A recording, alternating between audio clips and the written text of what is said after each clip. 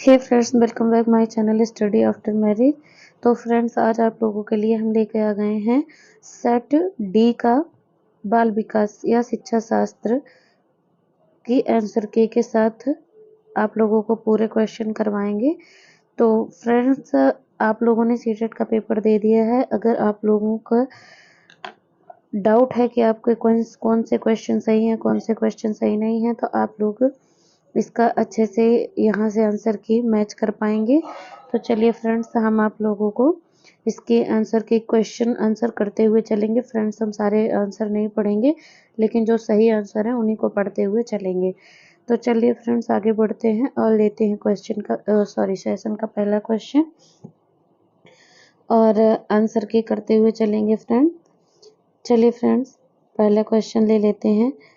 शिक्षार्थी अधिगम प्रक्रिया में व्यस्त और सक्रिय रूप से शामिल महसूस करते हैं जब उनके पूर्व ज्ञान को पृथक किया जाता है। गलत, ये नकारात्मक वर्ड है फ्रेंड्स। गतिविधियां उनके संदर्भ से संभावित होती हैं। अधिगम का बल दोहराया रटना भी नहीं सही होता है। शिक्षार्थियों को सामाजिक भावनाओं आवश्यकताओं की उपेक्षा, ये भी गलत है। तो फ्रेंड्स, इसका राइट आंसर हो जाएगा गतिविधियां उनके संदर्भ से संबंधित होती हैं। तो पहले का राइट आंसर हो जाएगा फ्रेंड्स 2, गतिविधियां उनके संदर्भ से संबंधित होती हैं। चलिए फ्रेंड्स, सेकंड क्वेश्चन देख लेते हैं। सेकंड क्वेश्चन है अभिकथन और कारण।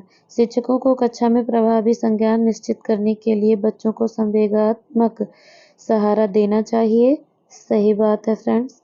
संवेग व संज्ञान एक दूसरे से जटिल रूप से संबंधित होते हैं, ये भी बिल्कुल सही है फ्रेंड्स। तो आइए देख लेते हैं इसका राइट आंसर क्या हो जाएगा। तो ए और आर दोनों सही हैं।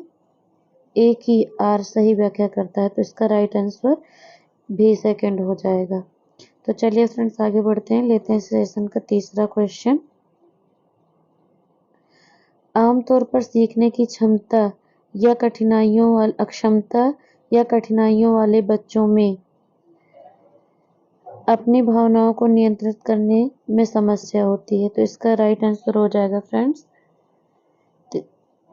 एक जैसे दिखने वाले अक्षर और वर्ड को लेकर भ्रम होता है। फ्रेंड्स रुकिए, हम इसका पहले पढ़ लेते हैं, उसके बाद देखते हैं। आमतौर पर सीखने की अक्षमता कठिनाइयों वाले बच्चों में,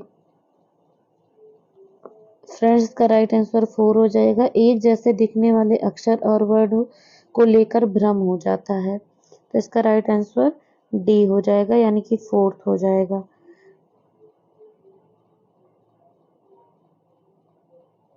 तो चलिए फ्रेंड्स, नेक्स्ट क्वेश्चन की तरफ बढ़ते हैं। Question number 4। निम्नलिखित में से कौन सा कथन गतिशील शिक्षा के शिक्षक को भूमिका का सबसे अच्छा वर्णन करता है? भूमिका का सबसे अच्छा वर्णन करता है। प्रगतिशील शिक्षा में शिक्षक की भूमिका का सबसे अच्छा वर्णन करता है। शिक्षक एक सुविधा प्रदाता के रूप में कार्य करता है। तो यह एकदम सही उत्तर है फ्रेंड्स। शिक्षक एक सुविधा प्रदाता के रूप में कार्य करता है, फैसिलिटेटर है। तो चलिए फ्रेंड्स, आगे बढ़ते हैं। 5 नंबर क्वेश्चन देख लेते हैं। प्रतिभाशाली बच्चों के संदर्भ में निम्नलिखित में से कौन सा सही है? प्रतिभाशाली बच्चों के संदर्भ में कौन सा सही है? तो प्रतिभाशाली छात्र अन्य छात्रों की तुलना में अपेक्षाकृत उन्नत गति से सीखते हैं, ये सही है फ्रेंड्स। और भी पढ़ लेते हैं। प्रतिभाशाली बच्चे सीखने की अक्षमता के जोखिम से मुक्त होते हैं, गलत, जोखिम से मुक्त नहीं होते हैं। प्रतिभाशाली बच्चे निश्चित रूप से शैक्षिक, सामाजिक और भावनात्मक सभी क्षेत्रों में उत्कृष्टता प्राप्त करते हैं। प्रतिभाशाली छात्र हमेशा खुश, लोकप्रिय और अच्छी तरह से समायोजित होते हैं, ये भी गलत। तो इसका सबसे अच्छा राइट आंसर हो जाएगा फ्रेंड्स, प्रतिभाशाली छात्र अन्य छात्रों की तुलना में अपेक्षाकृत उन्नत गति से सीखते हैं। तो पहला इसका राइट आंसर हो जाएगा। चलिए फ्रेंड्स, आगे बढ़ते लेते हैं 6 नंबर क्वेश्चन। जीन पियाजे के अनुसार निम्नलिखित में से कौन सी क्षमताएं पूर्व संक्रियात्मक अवस्था की विशेषताएं हैं? तो चलिए फ्रेंड्स इसका देख लेते हैं। ए कह रहा है प्रतीकात्मक खेल और जीववाद, बी कह रहा है वर्गीकरण और क्रमबद्धता, सी कह रहा है संरक्षण और अमूर्त चिंतन, डी नकल और प्रतिवर्तीता। तो इसका राइट आंसर हो जाएगा फ्रेंड्स प्रतीकात्मक खेल एवं जीववाद। चलिए फ्रेंड्स फटाफट सारे क्वेश्चन देख लेंगे फ्रेंड्स।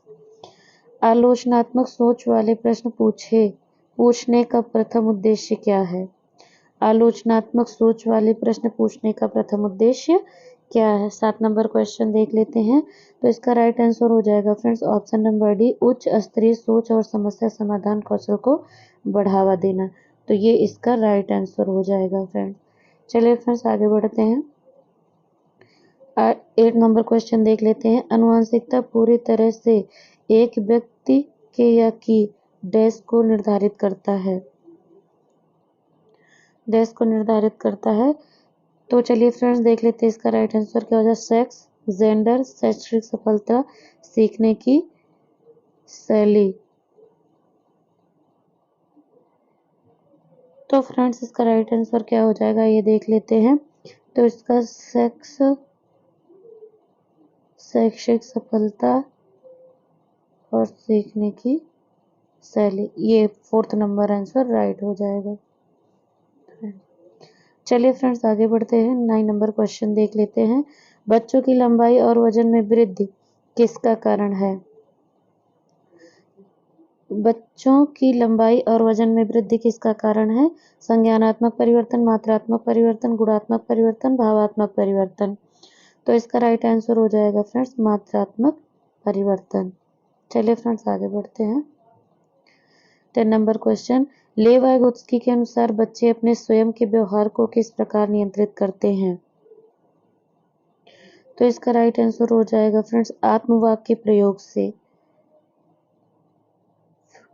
ये बहुत ही ज्यादा बार क्वेश्चन में पेपर में पूछा जाने वाला क्वेश्चन है फ्रेंड, ये आप लोगों ने आसानी से कर ही लिया होगा। 11 नंबर क्वेश्चन देख लेते हैं। विकास के संदर्भ में निम्नलिखित में से कौन सा कथन सही है? विकास चक्रीय तरीके से होता है, रैखिक नहीं। या इसका तीसरा इसका राइट आंसर हो जाएगा। विकास चक्रीय तरीके से होता है, रैखिक नहीं। चलिए फ्रेंड्स आगे बढ़ते हैं। लेते हैं 12 क्वेश्चन। कक्षा 5वीं के बच्चों को तैरने और डूबने की अवधारणाओं को पढ़ाने के लिए संरचनावाद में दृढ़ विश्वास रखने वाले शिक्षकों द्वारा कौन सा शैक्षिक दृष्टिकोण अपनाया जाएगा? तो इसका राइट आंसर हो जाएगा फ्रेंड्स ऑप्शन नंबर ए, निर्देशित खोज।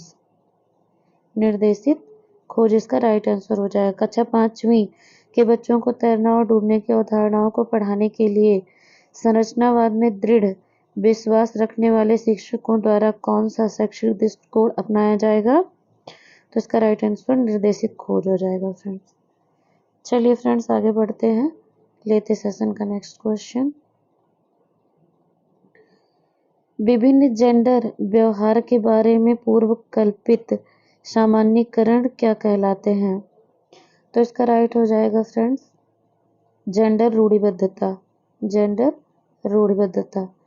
चलिए फ्रेंड्स आगे बढ़ते हैं। 14 नंबर क्वेश्चन ले लेते हैं। एक समावेशी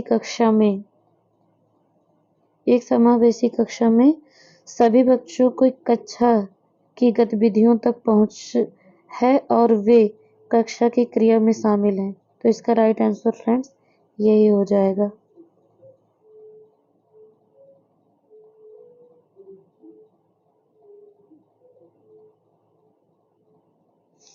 चलिए फ्रेंड्स आगे बढ़ते हैं। देखते हैं next question, question number 15 number का क्वेश्चन क्या कह रहा है फ्रेंड्स? लेव वाइगोत्स्की के सिद्धांत के अनुसार छात्रों के सीखने के अनुभव को बेहतर बनाने के लिए निम्नलिखित में से कौन सा एक अनुशासित दृष्टिकोण है? तो इसका राइट आंसर देख लेंगे फ्रेंड्स। इसका राइट आंसर हो जाएगा ऑप्शन नंबर 3, छात्रों के वर्तमान स्तर पर आधारित उनको उचित समर्थन और मार्गदर्शन के साथ काम प्रदान करना। इसका राइट आंसर 3 हो जाएगा फ्रेंड्स। चलिए आगे बढ़ते हैं फ्रेंड्स। हिंज की दुविधा को पेश किए जाने पर अरुणिमा तर्क देती है, कानून इन परिस्थितियों के लिए स्थापित नहीं किया गया था। इस स्थिति में दवा लेना वास्तव में सही नहीं है, लेकिन यह उचित है। लॉरेंस कोहलबर्ग के सिद्धांत के अनुसार अरुणिमा नैतिक सिद्धांत की कौन सी अवस्था में है? तो चलिए इसका राइट आंसर देख लेते हैं फ्रेंड्स। इसका राइट आंसर हो जाएगा ऑप्शन नंबर 2, सामाजिक सरोकार और विवेक। सामाजिक सरोकार और विवेक।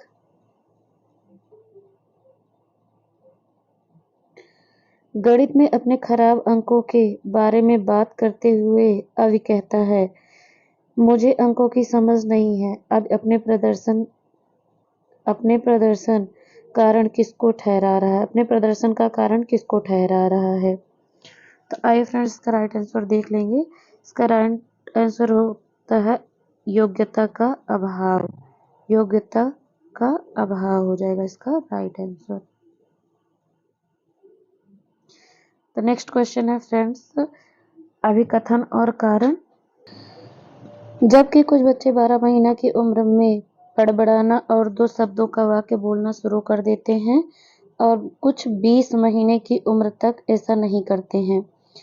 तो चलिए फ्रेंड्स इसका कारण देख लेते हैं। विकासात्मक प्रतिमान केवल सांकेतिक है और व्यक्तिगत बच्चों का विकास काफी भिन्न हो सकता है। तो आइए इसका राइट आंसर देख लेते हैं। इसका राइट आंसर हो जाएगा फ्रेंड्स ऑप्शन नंबर 2, ए और आर दोनों सही है और ए की आर सही व्याख्या करता है। तो चलिए फ्रेंड्स आगे बढ़ते हैं, लेते हैं 90 नंबर क्वेश्चन। निम्नलिखित में से कौन सा एक अच्छी तरह से तैयार किए गए आलोचनात्मक सोच वाले प्रश्न की विशेषता नहीं है? तो आप नहीं और है, इन दोनों में से क्या पूछ रहा है ये आप अच्छे से पहले उसको गोला कर लिया करें फ्रेंड्स। तो चलिए इसका राइट आंसर भी देख लेते हैं। इसका राइट आंसर है 3। यह मुख्य रूप से तथ्यात्मक जानकारी पर आधारित होता है।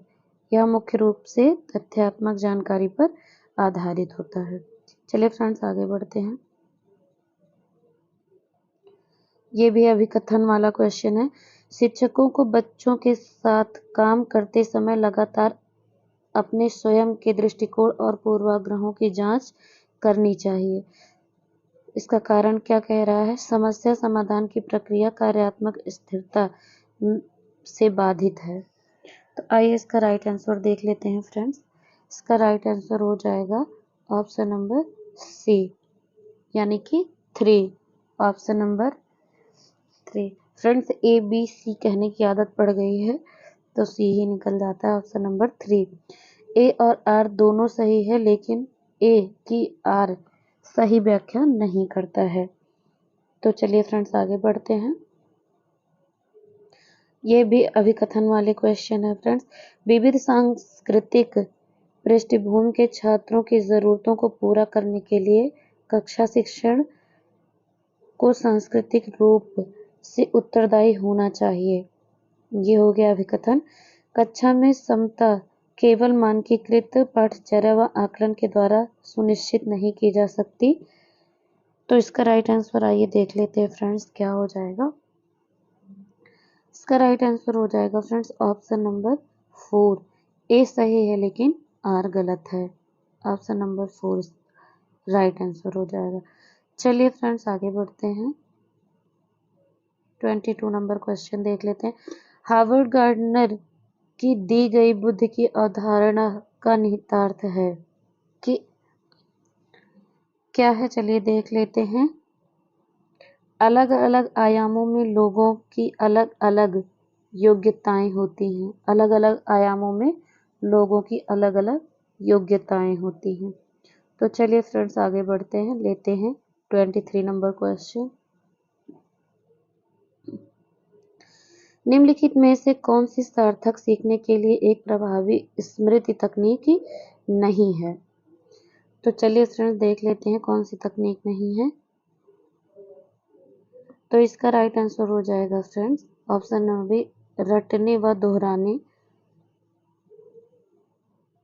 का जो कॉन्सेप्ट है वो सही तकनीक नहीं है। चलिए फ्रेंड्स आगे बढ़ते हैं। निम्नलिखित में से अवधारणा के निरूपण का कौन सा क्रम बच्चों की संज्ञानात्मक क्षमताओं के उत्तरोत्तर विकास के अनुसार है? तो आइए देख लेते हैं फ्रेंड्स। तो इसका राइट आंसर हो जाएगा फ्रेंड्स ऑप्शन नंबर 2, क्रिया आधारित, छवि आधारित, संकेत आधारित। तो इसका राइट आंसर ऑप्शन नंबर 2 हो जाएगा, क्रिया आधारित, छवि आधारित, संकेत आधारित। चलिए फ्रेंड्स आगे बढ़ते हैं। अभी कथन वाला क्वेश्चन है, देख लेते हैं। शिक्षकों को कक्षा में प्रश्न पूछने पर ध्यान देना चाहिए और निर्देश देने के बजाय उन्हें प्रश्न पूछने के लिए प्रोत्साहन करना चाहिए। बिल्कुल सही है फ्रेंड। बाल केंद्रित शिक्षा शास्त्र का अर्थ है कक्षा में बच्चों की आवाज को महत्व देना और उनकी प्रतिभागिता को सुनिश्चित करना। तो बिल्कुल सही है फ्रेंड्स। तो इसका राइट आंसर हो जाएगा ए और आर दोनों सही है और ए आर की सही व्याख्या करता है। चलिए फ्रेंड्स आगे बढ़ते हैं। जागृति को पता चल गया है कि उसका कुत्ता रस्टी एक गोल्डन रिट्रीवर है। जब वह एक और कुत्ते को देखती है तो रस्टी को दिखता है लेकिन एक अलग नस्ल का है, तो वह उसे भी कुत्ता ही समझती है। जीन पियाजे के संज्ञानात्मक विकास के सिद्धांत के अनुसार यह किस अवधारणा को प्रदर्शित करता है? तो इसका राइट आंसर हो जाएगा फ्रेंड्स ऑप्शन नंबर ए, समायोजन। ऑप्शन नंबर 1 समायोजन हो जाएगा इसका।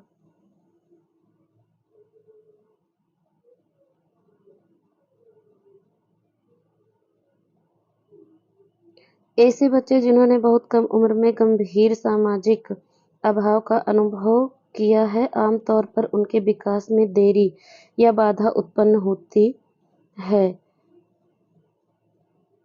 पुनर्वास के बावजूद विकास के कुछ क्षेत्रों में सुधार अधीनस्थ होने की संभावना है। यह अवधि जिसमें विकास पर्यावरणीय समर्थन से महत्वपूर्ण रूप से प्रभावित होता है, डैश कहलाती है। तो इसका राइट आंसर हो जाएगा फ्रेंड्स ऑप्शन नंबर 1, संवेदनशील अवधि। ऑप्शन नंबर 1 हो जाएगा संवेदनशील अवधि। चलिए फ्रेंड्स नेक्स्ट क्वेश्चन देख लेते हैं।